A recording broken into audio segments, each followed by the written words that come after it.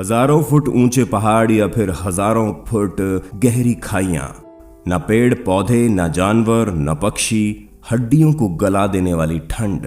हम बात कर रहे हैं सियाचिन की, जो 76 किलोमीटर लंबा दुनिया का दूसरा सबसे बड़ा ग्लेशियर है और हिमालय के काराकोरम रेंज में है। सियाचिन दुनिया का सबसे ऊंचा युद्ध क्षेत्र है और सामरिक रूप से भारत के लिए बेहद महत्वपूर्ण है। यह ऐसा युद्ध क्षेत्र है जहां दुश्मनों की गोलीबारी से ज्यादा मौसम की मार से सैनिकों को जूझना पड़ता है। हम यहाँ सियाचिन में भारतीय सेना के जवानों की जिंदगी के बारे में बताने जा रहे हैं, जिसके बारे में आपने शायद कल्पना में भी नहीं सोची। ऊंचाई पर स्थित दुनिया के इस सबसे ऊंचे रण क्षेत्र के हर कदम पर मौत का खतरा है। सियाचिन में अक्सर दिन में तापमान 0 से 40 डिग्री नीचे और रात में -70 डिग्री तक चला जाता है। पूर्व में चीन की सीमा लगती है और पश्चिम में पाकिस्तान की। आए दिन होने वाले हिमस्खलन, मेटल बाइट, अत्यधिक ऊंचाई पर होने वाली बीमारियों के साथ सांस उखाड़ने और हड्डियां गला देने वाली बर्फबारी के बीच ये हमारे अदम्य साहसी जवान ही है जो अपनी आंखों की रोशनी जाने या शरीर के अंगों को खोने की परवाह किए बिना सीमा की रक्षा करते हैं। लांस नायक हनुमन थप्पा, जो आपको याद ही होंगे, जिन्हें हिमस्खलन के 6 दिन बाद बर्फ के नीचे से जिंदा निकाला गया था, लेकिन बाद में वो भी जिंदगी की जंग हार गए थे। द ट्रिब्यून की रिपोर्ट के अनुसार सियाचिन की रक्षा करते हुए 1984 से अब तक करीब 900 सैनिकों की मौत हो चुकी है और यहाँ हर महीने 2 सैनिक जिंदगी की जंग हार जाते हैं। सियाचिन ग्लेशियर में भारतीय फौज की करीब 150 पोस्ट है, जिनमें करीब 10,000 फौजी तैनात रहते हैं। सियाचिन में तैनाती के 3 महीने के दौरान सैनिकों को नहाने को नहीं मिलता, ना ही वो दाढ़ी बना पाते हैं। हर रात अपनी चौकी के सामने से उन्हें बर्फ हटानी पड़ती है, क्योंकि बर्फ नहीं हटाई जाए तो बर्फ के दबाव से जमीन फटने का खतरा रहता है। आप खाना पीना छोड़ सकते हैं, आपको नींद न आने की बीमारी हो सकती है, यही नहीं आपकी याददाश्त भी जा सकती है। पीने के लिए बर्फ पिघलानी पड़ती है।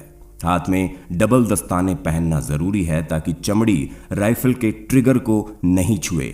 अगर आप खुले हाथ राइफल के ट्रिगर को छूते हैं तो यकीन मानिए सिर्फ 15 सेकंड में ही आपके शरीर का यह हिस्सा सुन्न पड़ सकता है।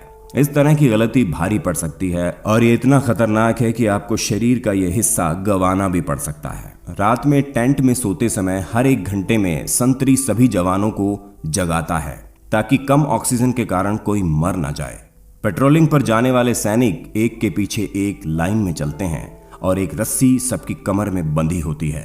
कमर में रस्सी इसलिए बंधी होती है क्योंकि बर्फ कहां धंस जाए इसका पता नहीं रहता और अगर कोई एक व्यक्ति खाई में गिरने लगे तो बाकी लोग उसे बचा सकें।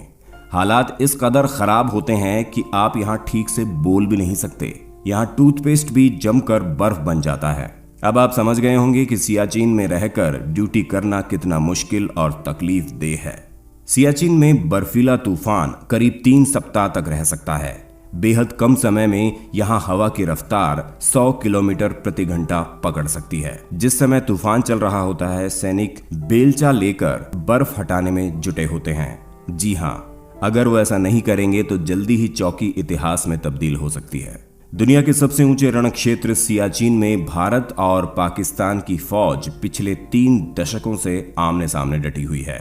1984 से पहले सियाचिन में स्थिति नहीं थी। वहां किसी भी देश की फौज नहीं थी। हमारे लिए इतना सब हमारे देश के जवान झेलते हैं। फिर भी विश्व में शायद भारत ही ऐसा देश होगा जहां राष्ट्रीय सेना के प्रति अभद्र और असंयमित भाषा बोलने वाले भी मिल जाते हैं।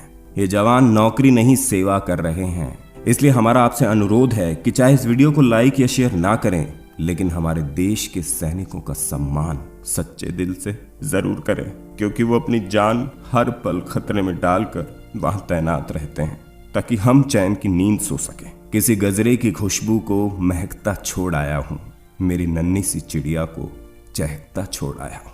मुझे सीने में अपने तू लगा लेना ऐ भारत माँ, मैं अपनी माँ की बाहों को तरसता छोड़ आया हूँ। जय हिंद।